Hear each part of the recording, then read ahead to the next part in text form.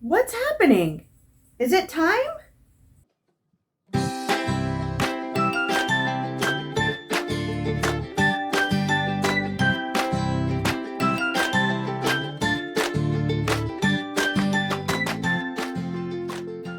Hi, welcome back to Child Boom. Today, I'll be sharing our birth experience from when I had our daughter back in June 2020. I'll be talking about how to prepare for a hospital birth, signs of labor, and our experience giving birth during the COVID-19 pandemic. It's been over 14 months since our daughter was born, and I finally feel ready to share our story with you all. I'm going to start with the few weeks leading up to the birth first. Around week 38, you'll have your last prenatal appointment. You can have a stretch and sweep if you'd like and find out how dilated and effaced you are. This is also the time you'll see what position your baby is in. I definitely thought mine was transverse or sideways, but thankfully she was already head down. If cleared by your doctor or midwife, now is the time that you can start natural induction methods. This includes pumping, red raspberry leaf tea, having sex, eating dates, and eating spicy foods. I don't feel like it helped for me at all, but at least it was a fun way to help prepare for the baby and have something to focus on.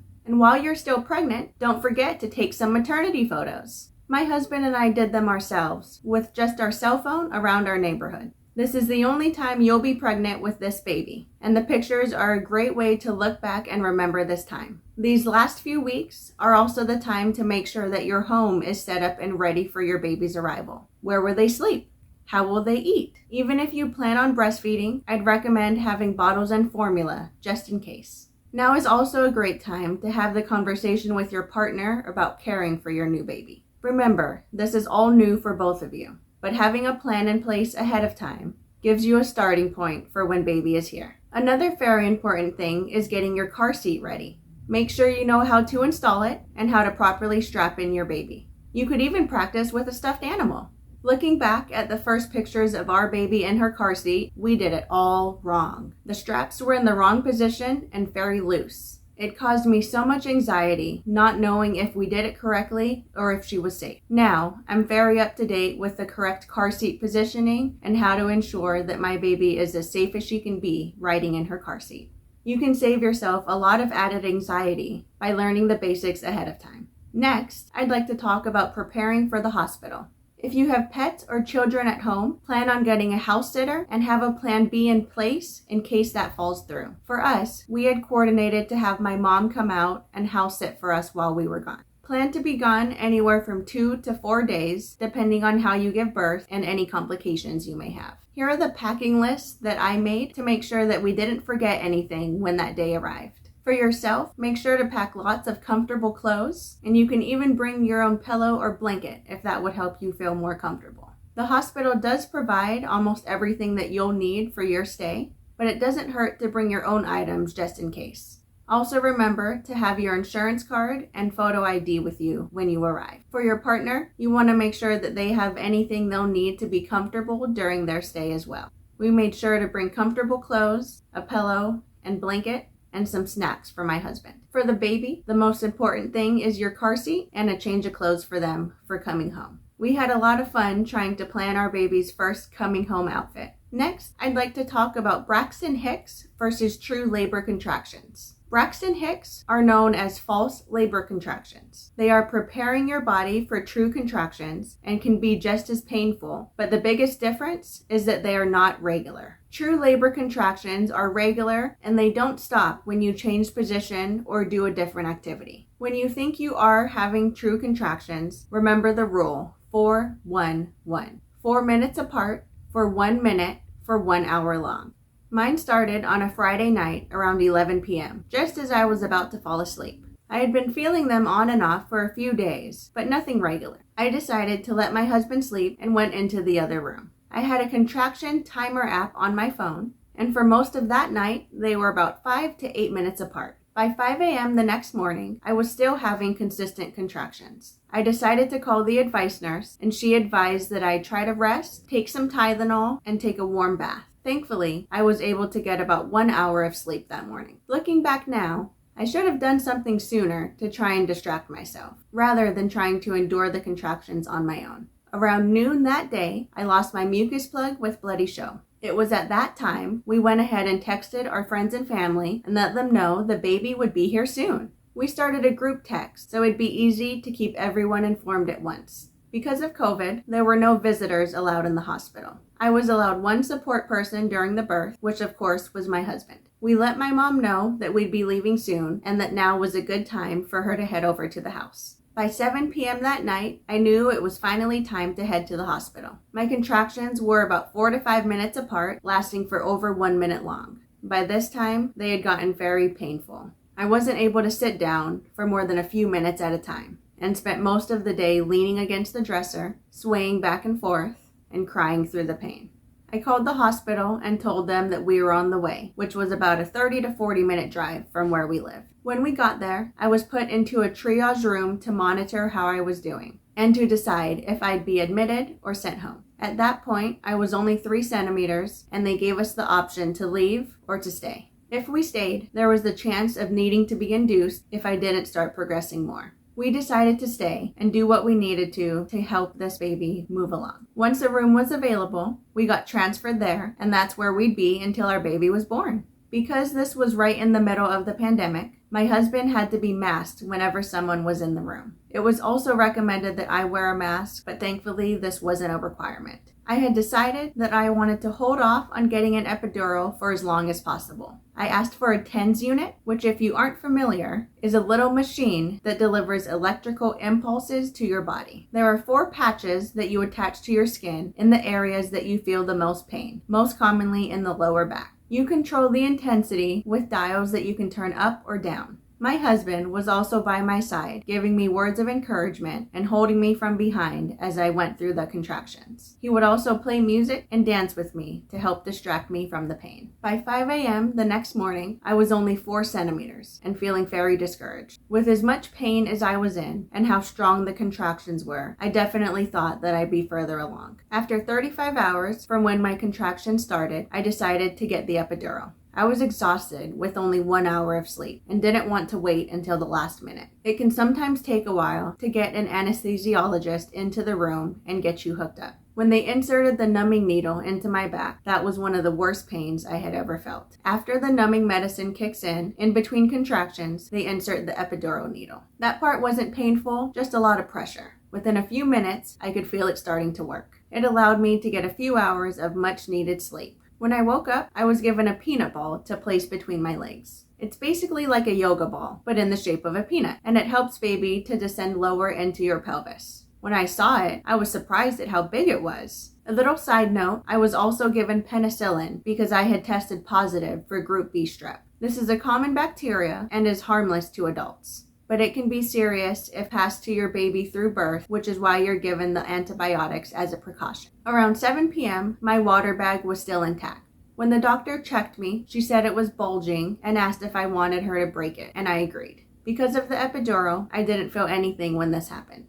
Shortly after, this is when labor really started to progress. The contractions became more frequent and much more painful. I was still able to feel and move my lower body and wanted to get into a more comfortable position. The nurse said, as long as I'm able to move on my own, I was able to get into any position that felt comfortable as long as I was in the bed. Being on all fours in child's pose was the most comfortable for me. And this is actually the same position I used for pain relief during my pregnancy. A few hours later, I had reached 9.5 centimeters and it was time to start pushing. I wasn't at all prepared for this part of labor. I was expecting to push for about 15 minutes and have her be born. The doctor informed me that normal push times for first-time moms is 2 to 3 hours. The pushing started to put some stress on the baby and her heart rate began to drop. They placed an internal monitor on her head to better monitor her heart rate. They did warn us that it might leave a small mark on her head, but for us, the pros outweighed the cons. I was also having a lot of back labor on my right side and had already maxed out on my epidural dosages. But anytime I tried to roll over onto my left side, the baby's heart rate kept dropping. It was very scary, and the nurse had to call the doctor in a few times. Looking back, we know it was because the umbilical cord was wrapped around her neck twice. In the middle of pushing, I was worn out, exhausted, and just ready to give up. I asked about the possibility of using forceps to help get the baby out. I was desperate. The doctor talked with me about the pros and cons and basically talked me out of it. She said the chances of a C-section are much higher, as it then becomes urgent to get the baby out right away. She adjusted my legs and helped me find a position where I'd be more comfortable. After 2 hours of pushing, our baby was finally born. By this time, it was Sunday night, 11:18 p.m. She just barely made it on her due date. Once her head was out, the rest of her body didn't take long at all. My husband was able to film the entire birth, and it's been very emotional to watch back after the fact. Even now, over a year later, it still brings me to tears and takes me right back to that night. Once baby was out, they placed her on my chest, wiped her off, and she let out her first cry. You put on her stomach so she can cry some of this out, okay? I was in so much pain, I couldn't even enjoy her yet. The doctor told me that I had a 2nd-degree natural tear, which is when the skin and the muscle tears. I told her to please wait until I wasn't in so much pain before she touched me. Oh, are you feeling that? Yeah, it hurts. She looks good, though. Oh. Yeah, I got the anesthesia, yeah. Do you want some light? I got anesthesia first. Yeah.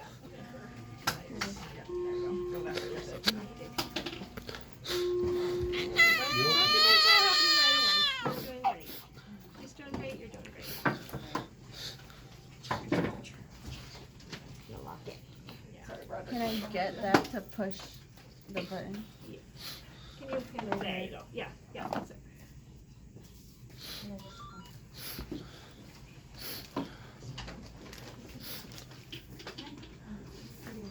They had the anesthesiologist come back in and was able to give me more relief through the epidural.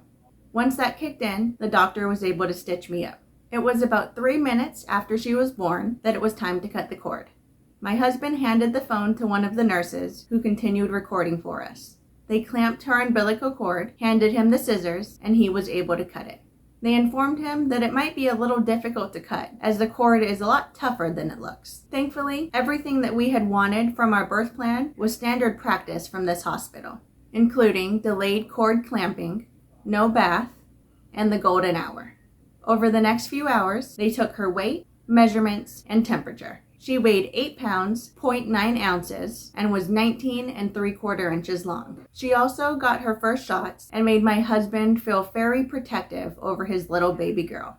All of the medicines your baby receives is optional but recommended. Please talk to your doctor and do your own research to decide what is best for you and your family. During this time, I was finally able to have a real meal. This was definitely one of my favorite parts of the hospital stay. I got to choose my meals for breakfast, lunch, and dinner. My husband, on the other hand, had to rely on cafeteria food or delivery services. So make sure that your support person plans ahead for their meals so that they aren't getting hangry. When I was ready to try and breastfeed, the nurse helped me get baby positioned properly. I was not prepared for how much that would hurt. It felt like dull razor blades on my nipples.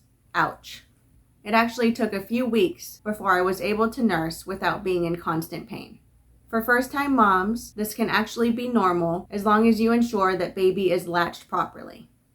Around 5 a.m. the next morning, we were transferred to our room where we'd be for the next 2 days. Because of the pain medication in my system, I was numb from the waist down and had to have a catheter put in. I also couldn't walk, so the nurses had to get a little creative to transfer me from one bed to the other.